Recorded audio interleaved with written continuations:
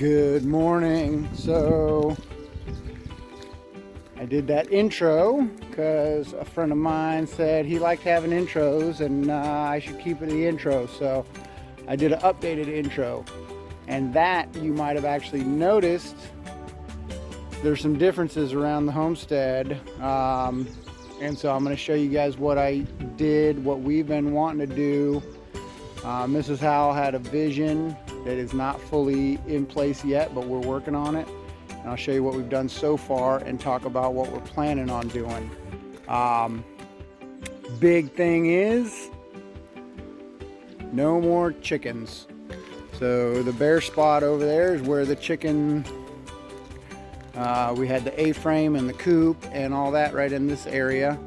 But we want to use this area and turn it into a little bit of a permaculture garden. So we got so far these two red leaf trees, but I'm gonna line all the way down on that side. And unfortunately, those maple cuttings, they don't look like they're gonna do anything. So I'm gonna probably end up cutting those off, and we're gonna get more of these red leafed trees. Random fact, I did not know this until I went to get it, is red maples are poisonous. You cannot use them for their sap. And if you have animals like horses or things around them, they could potentially harm your animals if they eat the leaves or branches. So they're actually illegal to sell those now in the state of Maine because they're considered invasive and they are poisonous, and they cross with some of the sugar maple and other types of maple that are good for sap and things like that.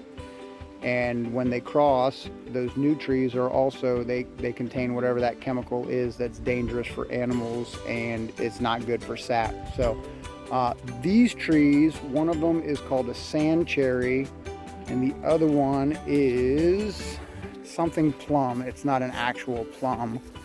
It's just ornamental. It's called a Newport plum. Newport plum and the sand cherry are both a red leaf type of tree, but they also bloom real beautiful in spring. So we're gonna line the driveway on both sides with those. Beautiful color to them. A little bit of some shade in that area. And then we also did those two bushes. Max is checking one of them out right now. But what I'm going to do eventually is from here off the driveway, it's going to have a walkway that goes right in between those two bushes. And then I'm going to plant more trees and shrubbery and things out here. And I'm going to make kind of a little English type garden. I know I've mentioned it before, I think on other videos, just sort of randomly, that I wanted to do something like that. I want to do it more permaculture style, where we've got fruits and nuts and berries and edibles and herbs and things that are useful, but also make it beautiful, make it to where it's a nice place to be able to sit out there. I'm going to have a fire pit set up at some area of that spot there. So it's dual purpose. Make it look nice, make it enjoyable, but also make it productive. And over here for the fruit trees, I got a cherry. This is, let me make sure I get you the right one, North Star. And I put that in. This little guy already had some cherries on him. But I'm not really looking for production this year. I'm hoping that it just roots well and actually grows. And then down this side where we already had, we have 3 blueberry bushes inside of that fenced area there. And then these 2 bushes here, there's some type of berry, I don't remember, because I got 6 plants, 2 of each of 3 different types of berries. Planted them and only 2 of them lived. So I didn't keep track of what they were, but those 2 are still here and growing. And then I got these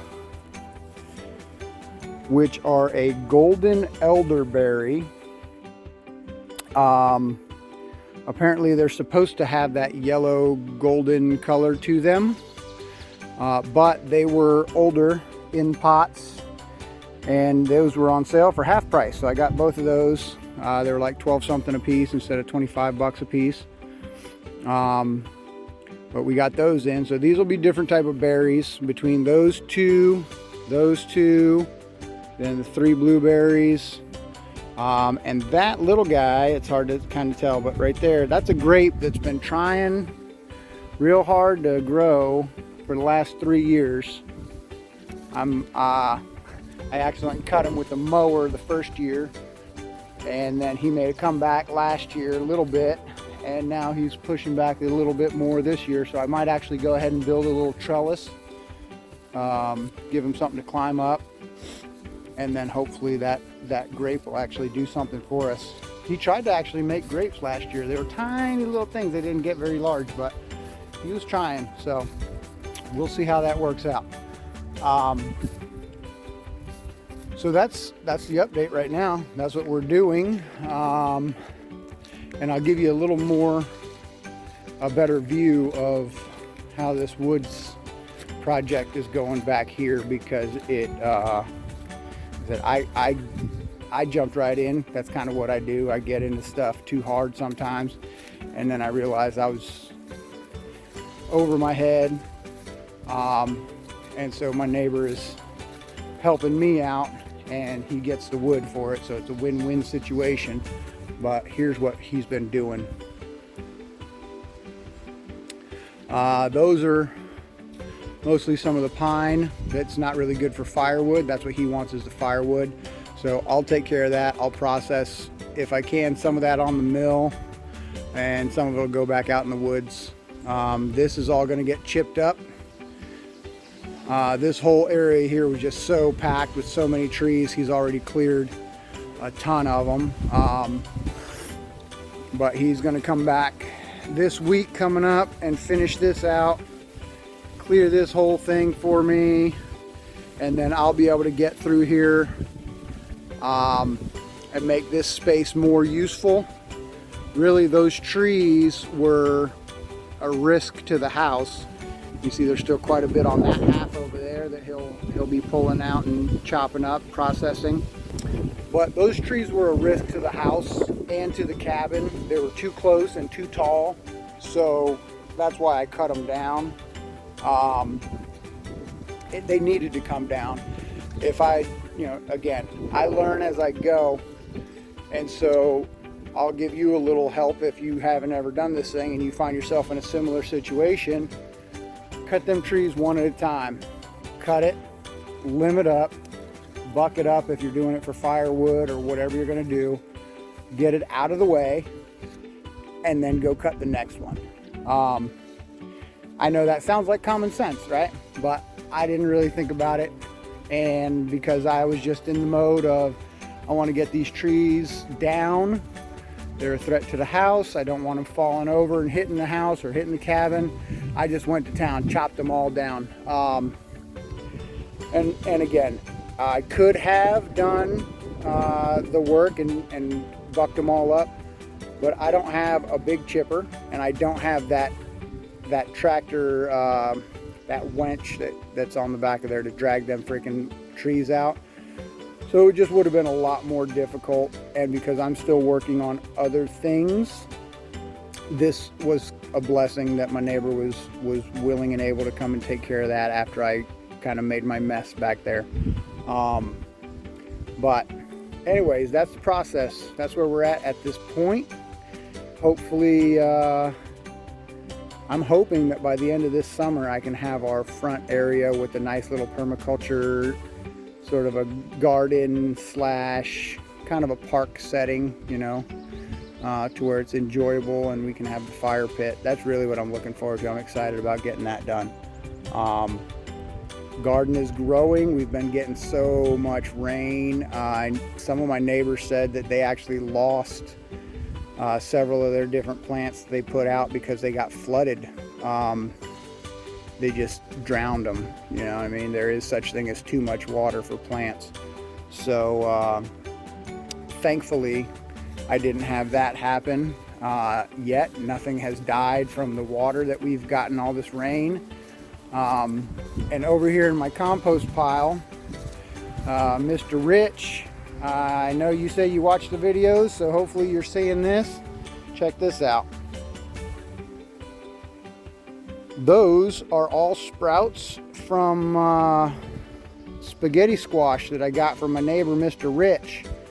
And I threw the seeds that I kept from last year. I just tossed them out here in the compost pile, and they are just growing like crazy. So I'm just gonna let them keep growing and see what happens. I don't know if they'll actually do anything, but they may or may not produce any actual squash. But if they do, then there we go, spaghetti squash from saved seed. And one last thing I'll point out here, something I've been just kind of trying to cultivate a little bit of a natural growth that was already here. I think these are raspberries.